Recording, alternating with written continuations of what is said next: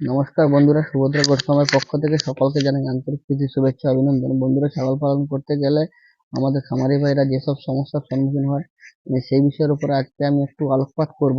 তো যে বিষয়টি সবথেকে বড় সমস্যা, ছাগলের রোগ জ্বালা। কারণ বাসস্থানও ঠিক করলেন, খাবার দাবারও ঠিক করলেন, ছাগলের ব্রিডও চয়েস ভালো করলেন, ছাগলও রাখলেন, কিন্তু ছাগলের যে কোন কোন রোগ জ্বালা হয় অনেক খামারি ভাই জানেন না। তো যারা বড় বড় খামারি, যারা ডাক্তারের মতো, তাদের ব্যাপারটা আলাদা। আমাদের মতো ছোট ছোট খামারি সব রোগ জানেন না যে কি ছাগলকে রোগ হচ্ছে, এই রোগটার কি নাম। হয়তো ডাক্তারকে ডাকলেন, ডাক্তার এলো, ইঞ্জেকশন দিয়ে দিল, ট্যাবলেট দিয়ে দিল, খেলো, ছাগল ভালো হয়ে গেল, ঠিক আছে, কিন্তু রোগটাই জানা হলো না যে ছাগলটার কি রোগ হয়েছিল। তো আমি ছাগলের আজকে কিছু রোগ নিয়ে কথা বলবো। তো একটা একটা রোগের উপরে যদি বলেন তাহলে বিস্তারিত ভিডিও আমি বানিয়ে দেবো।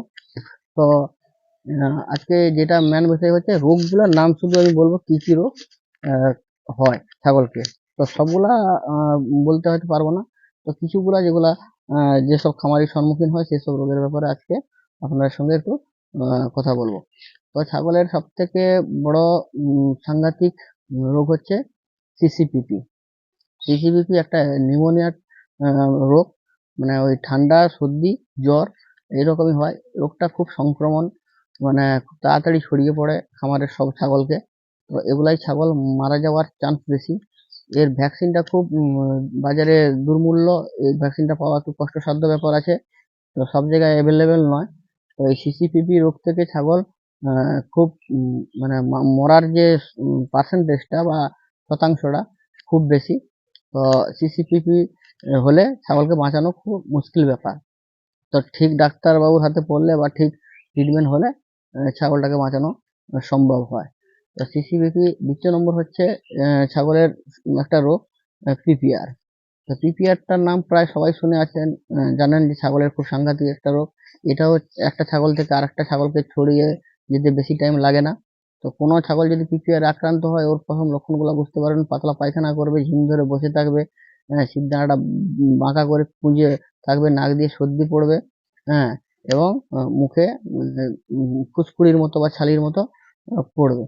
তো পিপিআর রোগ হলে আপনারা যতদূর সম্ভব ওই ছাগলটিকে আলাদা করে রাখবেন এবং আলাদা করে ওর যথা সম্ভব বড় ডাক্তারবাবুকে দিয়ে ওর ট্রিটমেন্ট করাবেন।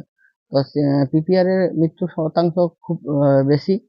তাহলে আপনার ছাগলকে বাঁচানো, যদি ট্রিটমেন্টটা ঠিক না করেন, বাঁচানো খুব অসম্ভব ব্যাপার।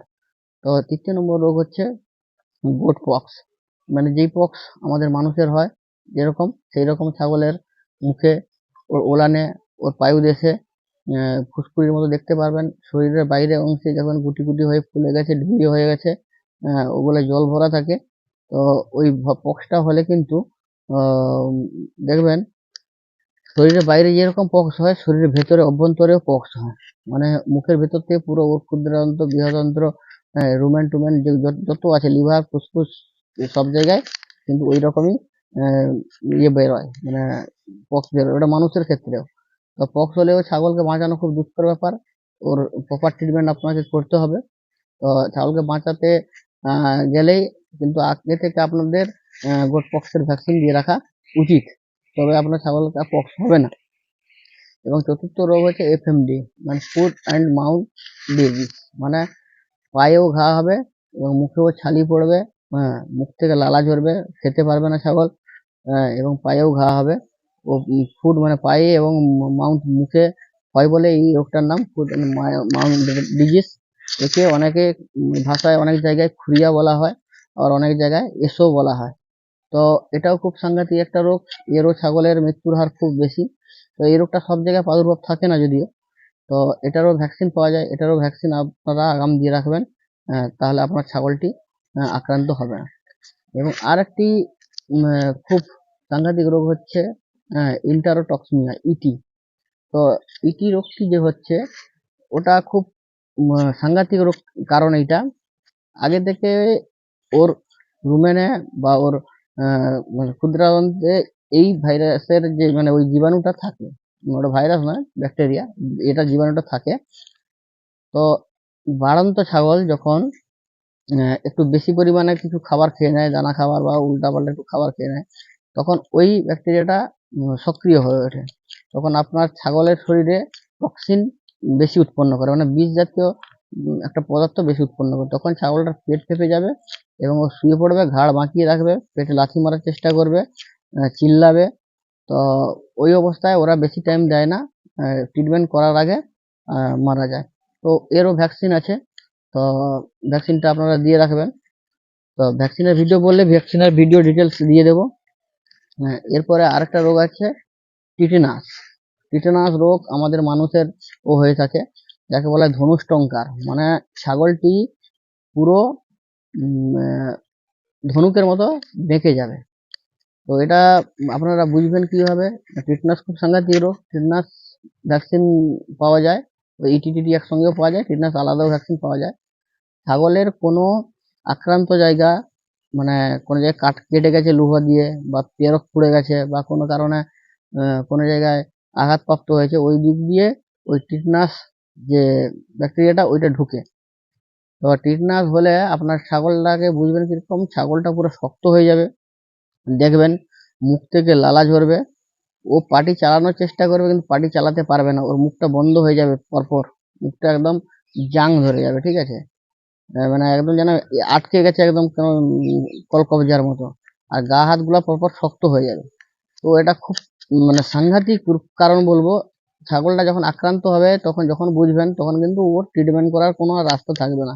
ট্রিটমেন্ট করে ওকে বাঁচানো প্রায় 99% নেই, মানে ওকে বাঁচানো সম্ভব না। তো তখন দেখবেন ছাগলটা কিন্তু অত সহজে মরবে না, ও খাওয়া দাওয়া ধীরে ধীরে বন্ধ করে দেবে, পড়ে থাকবে, গায়ের টেম্পারেচার কিন্তু হাই হয়ে যাবে, ছাগলটা পড়ে থাকবে, কিন্তু ও অত সহজে মরবে না, ঠিক আছে? মিনিমাম 7-8 দিন টাইম লাগাবে মরতে, কিন্তু ও পড়ে থাকবে একদম কাঠ হয়ে, একদম ঠিক আছে, একদম পুরো শক্ত হয়ে উম, পড়ে থাকবে, ও ঘাটটা বাঁকিয়ে দিয়ে পুরো ধনুকের মতো হয়ে যাবে। তো ওটা খুব, মানে যারা খামারি ভাই হয়ে থাকেন, তো তাদের এটা দেখা খুব দুষ্কর ব্যাপার, কারণ ছাগলটা যে হারে কষ্ট পাবে। তো যারা ছাগলকে ভালোবাসেন বা পশুকে ভালোবাসেন, আপনি আপনাদের চোখ থেকে অশ্রু ধারা বইতে থাকবে।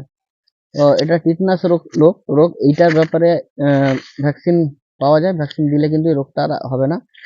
হ্যাঁ, আরেকটা রোগ হচ্ছে মিল্ক ফিভার, মানে ঠুনকো যাকে বলে, মানে আপনার ছাগলের দুধের ওলান দেখবেন ফুলে যাবে, লাল হয়ে যাবে, শক্ত হয়ে যাবে।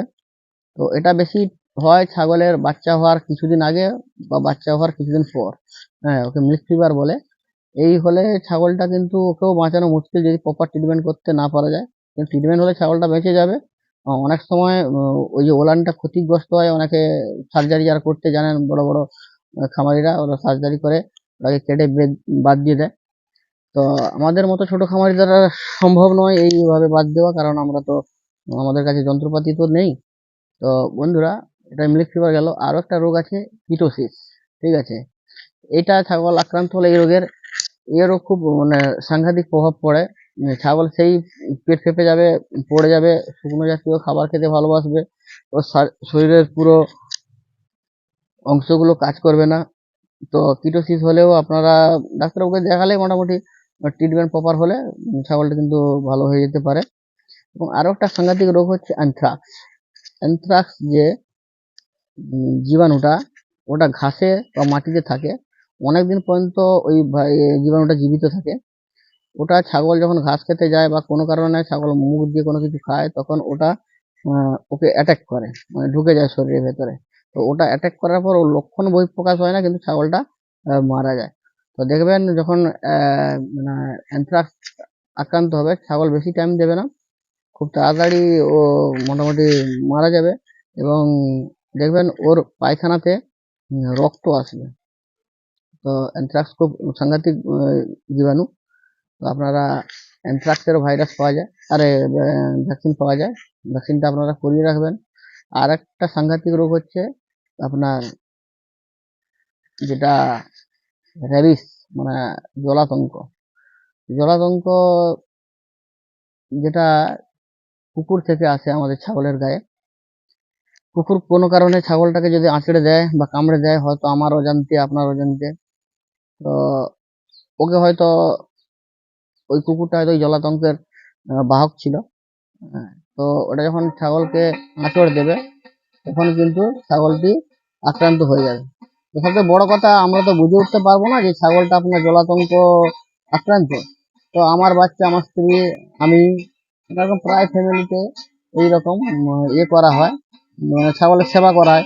কোনো কারণে ওই ছাগলটার দাঁত বা কোনো কিছু আমাদের হাতে লেগে গেলে কিন্তু আমরাও জলাতঙ্কের শিকার হতে পারি।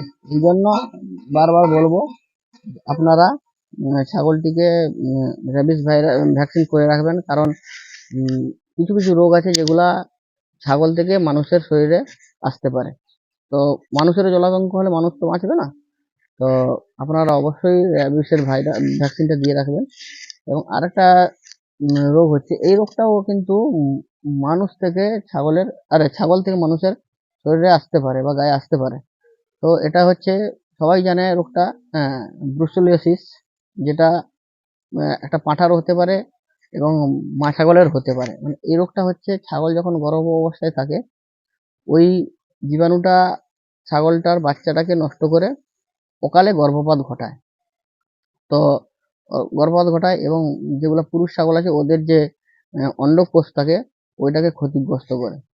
তো এই জীবাণুটা যদি কোনো গর্ভবতী মা, মানে মানুষের কথা বলছি, গর্ভবতী মহিলা ওই ছাগলের সেবা শুশ্রূষা করেন, তো যখন ছাগলটা গর্ভপাত হয়ে যায়, তখন যে ফুল বা ওই যে মরা ছাগলগুলা বের হয় ওইগুলার সেবা শুশ্রূষা করেন। তো অনেকে আমরা সেভাবে হাত পা ধুই না বা হাত পা ওয়াশ করি না। তো অবশ্যই ওটাকে খুব গভীর জায়গায় পুঁতে দিয়ে আসতে হবে ওই ফুলটাকে, বাচ্চাটাকে নিয়ম মাফিক নুন টুন দিয়ে, ব্লিচিং চুন দিয়ে। এবং ওই যে ফুলটাকে মানে হাতে ধরা হয়েছে বা ওগুলাকে নিয়ে যাওয়া হয়েছে, ওটাকে ভালো করে হাতটাকে ওয়াশ করতে হবে। না হলে, কারণ ওইটা যদি কোনো গর্ভবতী মায়ের এতে মানে হাত পা দেন বা কোনোভাবে ওই জীবাণুটা চলে যায়, তো গর্ভবতী মায়েরও এটা কিন্তু খুব রিস্ক হয়ে যেতে পারে। আমি যেখানে ট্রেনিং করছিলাম, তো ওখানকার প্রফেসর স্যার বলছিলেন এইটা, এই জলাতঙ্ক আর এই রোগটা কিন্তু মানুষের আক্রান্ত হওয়ার চান্স বেশি থাকে। তো আরো কিছু রোগ আছে, যেরকম হচ্ছে ছাগলের ডায়রিয়া, ছাগলের নর্মাল নিউমোনিয়া।